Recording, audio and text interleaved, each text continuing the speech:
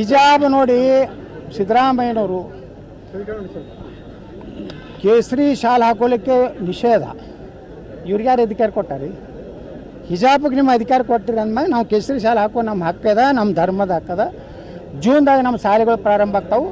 ನಾವು ಬಿಜಾಪುರನಿಂದಲೇ ನಮ್ಮ ಮಕ್ಕಳಿಗೆ ಕೇಸರಿ ಶಾಲೆ ಹಾಕುವಂಥ ವಿತರಣೆ ಕಾರ್ಯಕ್ರಮ ಪ್ರಾರಂಭ ಮಾಡ್ತೀವಿ. ಇಡೀ ಕರ್ನಾಟಕದ ನಾವು ಹಿಂದೂಗಳಿಗೆ ಕರೆ ಕೊಡ್ತೀನಿ, ನಿಮ್ಮ ಮಕ್ಕಳಿಗೆಲ್ಲ ಕೇಸರಿ ತಿಲಕ ಶಾಲೆ ಹಾಕ್ಕೊಂಡು ಶಾಲೆಗೆ ಕಳಿಸ್ರಿ. ಎಷ್ಟು ದಿವಸ ಇವ್ರು ಮಾಡ್ತಾರೆ, ಹೆಂಗೆ ವಿರೋಧ ಮಾಡ್ತಾರೆ, ಹೊರಗೆ ಹಾಕ್ತಾರೋ, ಇವ್ರು ಏನು ಮಾಡ್ತಾರೋ ನೋಡ್ತೀವಿ. ನಾವು ತಯಾರಾಗಿದ್ದೀವಿ. ಕೇಸರಿ ಶಾಲೆ ಹಾಕ್ಕೊಂಡು ನಮ್ಮ ಮಕ್ಕಳಿಗೆ ಹೋಗ್ಲಿಕ್ಕೆ ಹೇಳ್ತೀನಿ.